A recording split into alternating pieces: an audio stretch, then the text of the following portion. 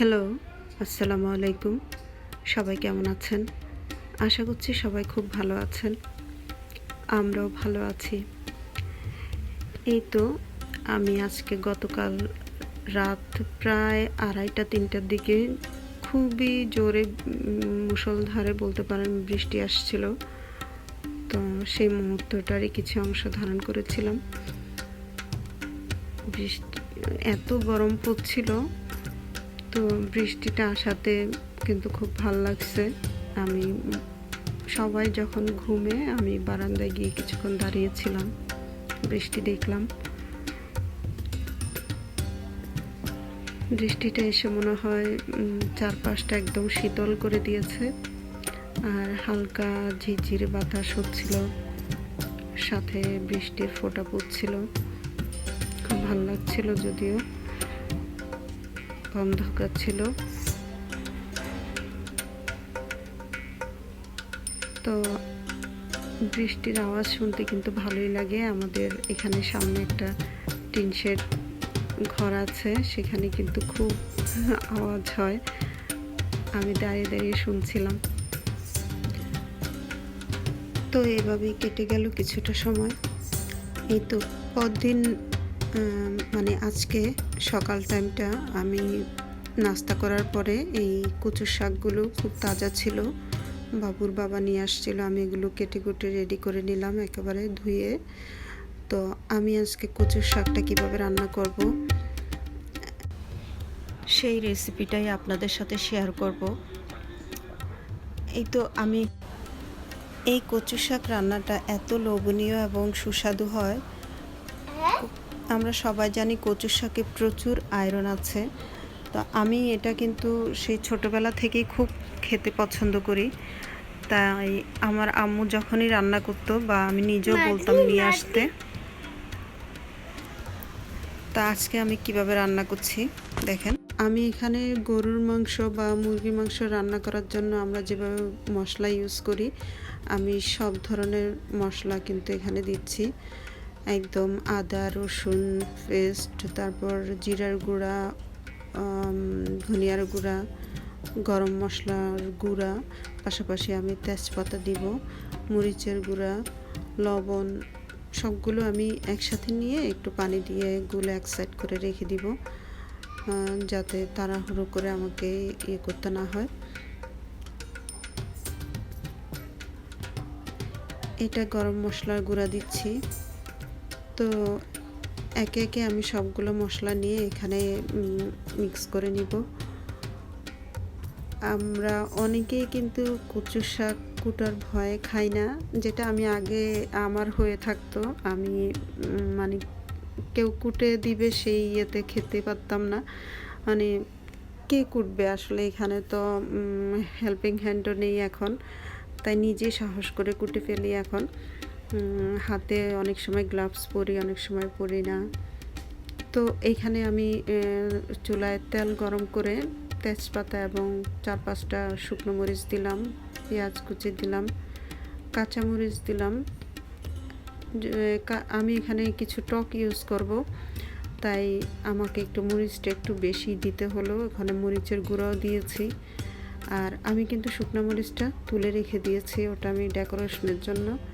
আর কচুর শাকটাকে কিন্তু আমি আগেই সিদ্ধ করে নিয়েছি, সিদ্ধ করে পানি ছেঁকে এক সাইডে রেখে দিয়েছি।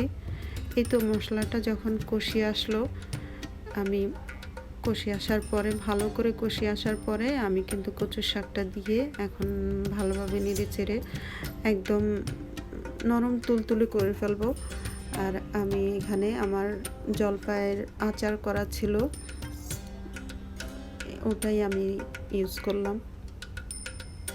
বাসায় অন্য টক এই মুহূর্তে ছিল না।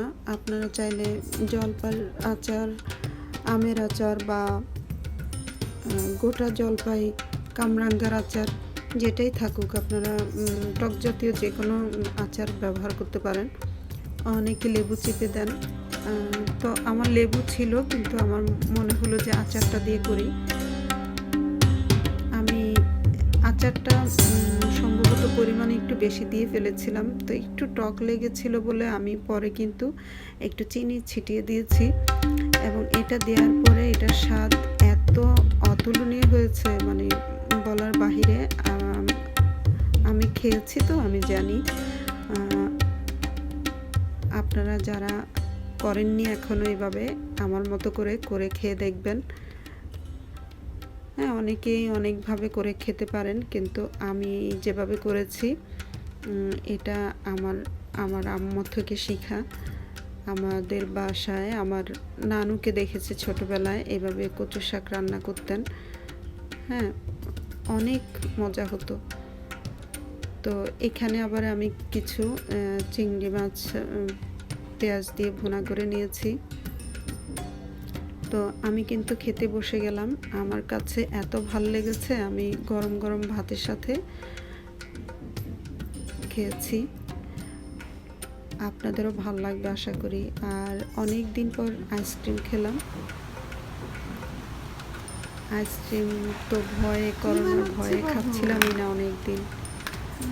তো এখানে আমার বাবুটা সন্ধ্যার সময় একটু খেলাধুলা করছে, সেই মুহূর্তটা আপনাদের সাথে শেয়ার করছি। তো সবাই ভালো থাকবেন। আর যারা আমার ভিডিওগুলো দেখেন কিন্তু এখনও সাবস্ক্রাইব করেননি, প্লিজ আমার ভিডিওটাতে একটা লাইক কমেন্ট করবেন এবং সাবস্ক্রাইব করে আমার পাশে থাকবেন। হ্যাঁ, আপনাদের একটা লাইক কমেন্ট পেলে আমি অনেক বেশি উৎসাহিত হই, কাজ করতে ভালো লাগে। যদিও আমি শখের বসে এখানে এসেছিলাম, আমার এমনি শখ করে আমি ভিডিও দিয়েছি। এখন আমি এটাকে আস্তে আস্তে প্রফেশনালে মানে একটা ইয়েতে নিতে চাচ্ছি। আপনারা যদি আমার পাশে থাকেন, আশা করি আমি অনেক দূর যেতে পারবো। আমার বাবুটার সাথে খেলার জন্য আসলে বাসায় তেমন কেউ নেই। কেউ কারো বাসায় তো যাতায়াত করা খুবই এখন রিস্কি। তো আমরা বাবুর বাবা এবং আমি মিলেই বাবুকে সময় দিই। তো যখন খেলছিল আমি পাশে ছিলাম। ও একটা বিল্ডার্স ব্লগগুলো দিয়ে একটা বানাচ্ছে আর তার বাবাকে নিয়ে দেখাতে যাচ্ছে। হ্যাঁ, আমাকে দেখাচ্ছে। আমি আবার উঠে গেলে সে কান্না করছে, মানে তাকে সময় দিতে হচ্ছে, আমাকেও সাথে থাকতে হচ্ছে। এই তো এইভাবেই আমাদের দিন কেটে যাচ্ছে। বাবুটা যদিও একটু বাইরে যাওয়ার জন্য খুব বায়না ধরে ইদানিং। তো সবাই ভালো থাকবেন। আল্লাহ হাফেজ।